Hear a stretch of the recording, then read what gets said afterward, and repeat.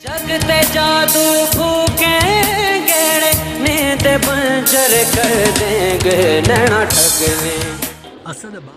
असद अब्बास के साथ जीते जी जो सलूक हुआ वो हमारे सामने ही है, लेकिन जो सलूक इनके मरने के बाद इनकी मैयत के साथ हुआ वो पाकिस्तान में हस्पतालों के नाम पर कारोबारी की कलाई खोल देता है। इस वीडियो में हम असद अब्बास के भाई ज़हीर अब्बास के इंकशाफात आपके साथ शेयर करेंगे और बताएंगे कि अस्पताल के बिल क्लियर ना होने की वजह से इनकी खानदान के किस फर्द ने अस्पताल के बिल अदा करके मैयत ली, इनके खानदान को किससे गिला है और अगर पैसों का इंतजाम हो जाता तो फिर कौन सा खूनी रिश्ता असद को गुर्दा डोनेट करना चाहता था। इसके भाई ज़हीर अब्बास ने दर्दनाक इंकशाफ किया कि इनका भाई पिछले 1 माह से शदीद बीमार था, क्योंकि इसके गुर्दों के साथ इसका जिगर भी काम करना बंद हो चुका था।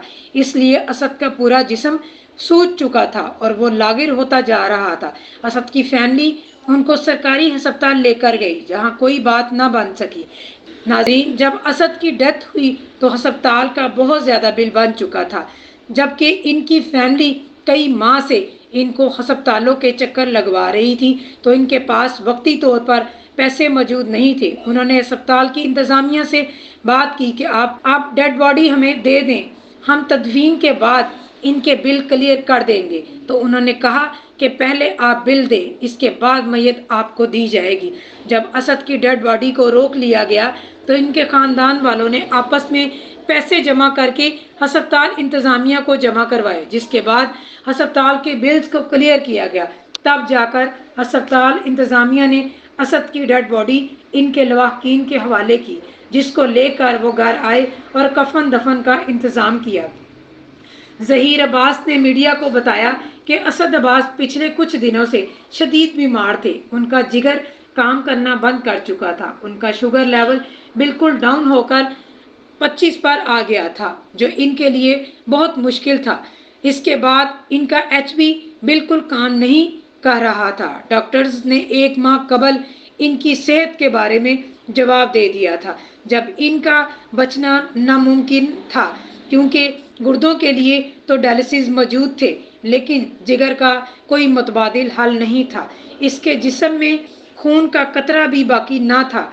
डायलिसिस की वजह से इनके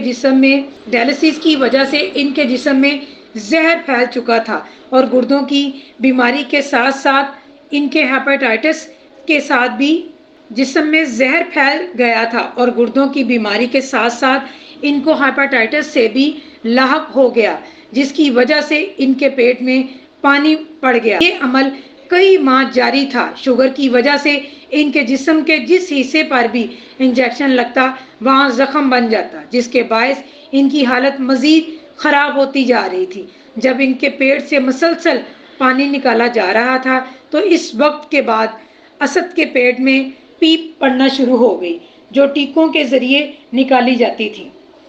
असद अब्बास ने बहुत कम उम्री में ये सारे दुख देखे थे, जिसका इनके पूरे खानदान को दुख है। नाजरीन, असद अब्बास के खानदान की बात करें तो बीमारी के दौरान इनके पूरे खानदान ने अपनी इस्तात के मुताबिक इनकी भरपूर मदद की। इनके मामू और इनके उस्ताद हसन सादिक, जो इनके खानदान का सरमाया और इनके सरबराह हैं, जो असद की डेड बॉडी अस्पताल में रोकी गई, तब भी हसन सादिक ने वहां जाकर बिल क्लियर किए। इनके खानदान के हर फर्द ने असद की बीमारी के दौरान इनके कंधे से कंधा मिलाकर चलने के अज़म का इरादा किया, जिनमें इमानत अली, मोहसन अब्बास, हैदर अली, हमजा, सोनू, सब मौका पर इनकी माली और इखलाकी लिहाज से हर किस्म की ज़हीर अब्बास के साथ मिलकर इनकी मदद की। इनकी अहलिया का और असद का ग्रुप मैच हो गया था। अगर उनका इलाज का बंदोबस्त हो जाता तो असद की भाभी इनको गुर्दा डोनेट करना चाहती थी।